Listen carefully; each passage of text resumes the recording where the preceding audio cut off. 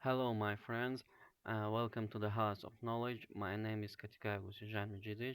I'm very glad to welcome you on our webinar, and that include answers to the most common questions you've sent to us. The topic of our webinar is phrasal verb to bring and grammar. So let's remember phrasal verb, the meaning of the phrasal verb to bring. Bring back, to make somebody remember something or think about it again. Bring up, to care for a child, teaching him or her how to behave. Bring about, to make something happen. Bring out, to produce something, to publish something. Bring in, to make or earn a particular amount of money. Bring round, to make somebody who is unconscious make conscious. Well, in the video lesson, you've also learned about relative clause, a lot about relative clause. So, relative clauses — это определительные и придаточные предложения, которые начинаются с относительных местоимений, relative pronouns, или относительных наречий, relative adverbs. Who, that, which, whose, whose, when, where, why. We can use relative clauses to join two sentences or to give more information about something.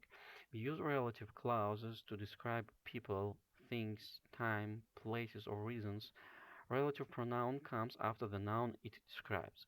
The boy who won the prize was happy. Those jeans which you want to buy are really expensive. Relative clauses can be identifying, ограничительный, or non-identifying, распространительный. Identifying clauses give essential information. The sentence will not be complete without them. Non-identifying clauses are more often used in written English than in spoken English. They give extra information. We do not usually need to understand the sense of the sentence. They usually go between commas.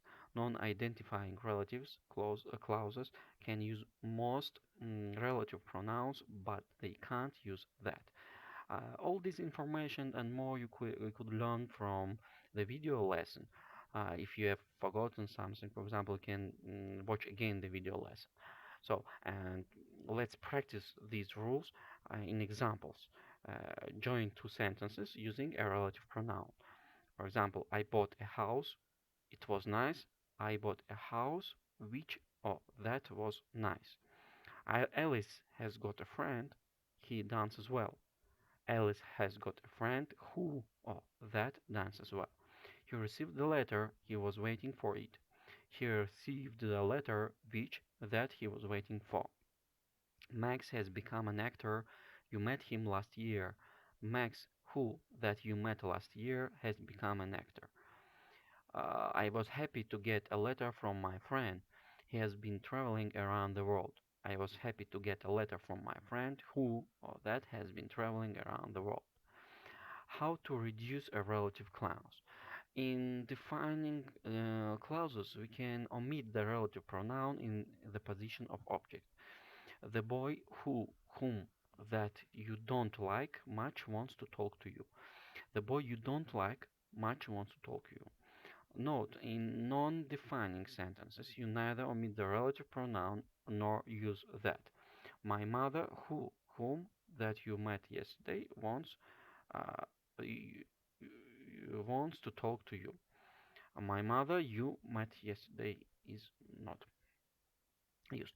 We can use participles when reducing the sentence. Present participle verb with uh, ing or in simultaneous. We stood on the bridge which connects the two halves of the city. We stood on the bridge connecting the two halves of the city. Past participle verb in the third form or being verb in the third form. Passive simultaneous. The boy who was attacked by a dog was taken to a hospital. Two boys, two boys, two boys attacked by a dog was uh, taken to hospital. Past participle. Perfect. A perfect participle having verb 3 active explaining something happened before the others. Uh, the girl who asked a question is very clear. The girl having asked a question is very clear. Perfect participle. Perfect passive participle having been verb in the third form. Passive explaining something happened before the others. The teacher who has been asked a question is very clever. The teacher having been asked a question is very clever. Perfect passive participle.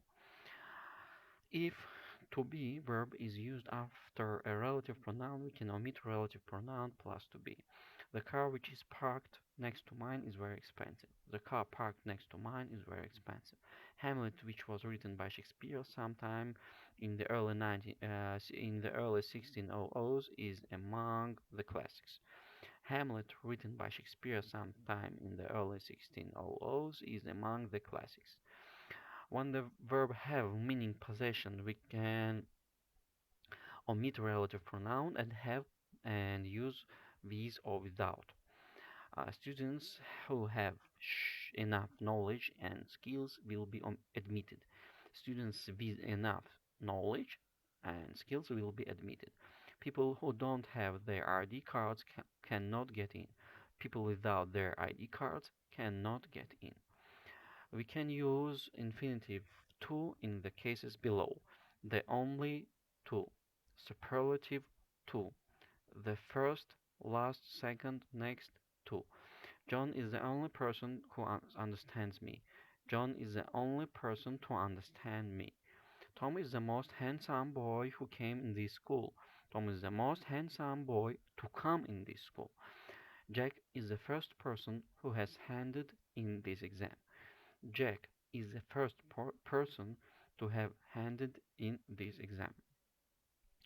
Well, my friends, this additional information about relative clause will help you not to make mistakes in this topic.